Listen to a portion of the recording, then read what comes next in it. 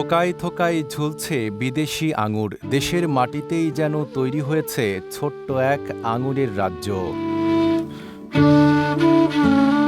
অজপাড়া গায়ে ১.৫ বিঘা জমিতে ২০৪ জাতের আঙুর চাষ করে সাড়া ফেলেছেন রোবোটিক্স ইঞ্জিনিয়ার ফারদিন আহমেদ। বাড়ির পাশেই গড়ে তুলেছেন grape engineering agro and research নামের একটি প্রতিষ্ঠান। দেশ বিদেশ থেকে সংগ্রহ করা প্রায় ৫০০টি আঙুর গাছ দিয়ে তৈরি এই বাগানে রয়েছে বিভিন্ন দেশের জনপ্রিয় জাত। আধুনিক মাচা পদ্ধতিতে চাষ হওয়ায় ফলনও হয়েছে ভালো।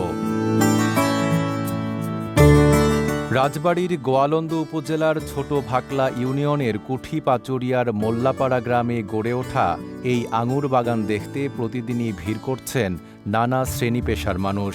অনেকেই এখান থেকে চারা সংগ্রহ করে আঙুর চাষে আগ্রহী হচ্ছেন। কয়েকদিন আগে নওগাঁ থেকে এক ভাই এসেছিলেন, এটা প্রায় এখান থেকে ৪০০ কিলো দূরে হবে।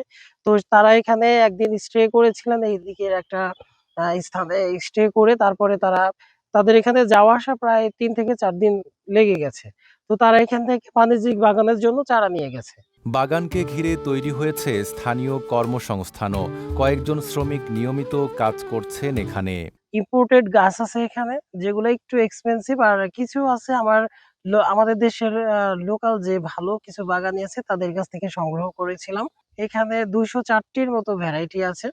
তো এই প্রায় সবগুলা ভ্যারাইটি খুব ভালো ভ্যারাইটি, এবং এখানে জাতগুলো একেবারে সিলেক্টিভ জাত। কৃষি বিষয়ে তেমন কোনো প্রাতিষ্ঠানিক জ্ঞান না থাকলেও ইউটিউব দেখে আঙুর গাছের পরিচর্যা, সার প্রয়োগ ও রোগবালাই দমনের কৌশল আয়ত্ত করেন ফারদিন।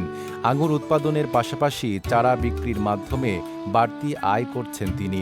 ভবিষ্যতে আরও বড় পরিসরে বাগান সম্প্রসারণের পরিকল্পনাও রয়েছে তার। বাংলাদেশের মাটিতে আঙুর চাষ সম্ভব নয়, এমন ধারণা বদলে দিয়ে নতুন সম্ভাবনার দুয়ার খুলে দিয়েছেন তরুণ উদ্যোক্তা ফারদিন আহমেদ। নাইম আরাবী, ঢাকা পোস্ট।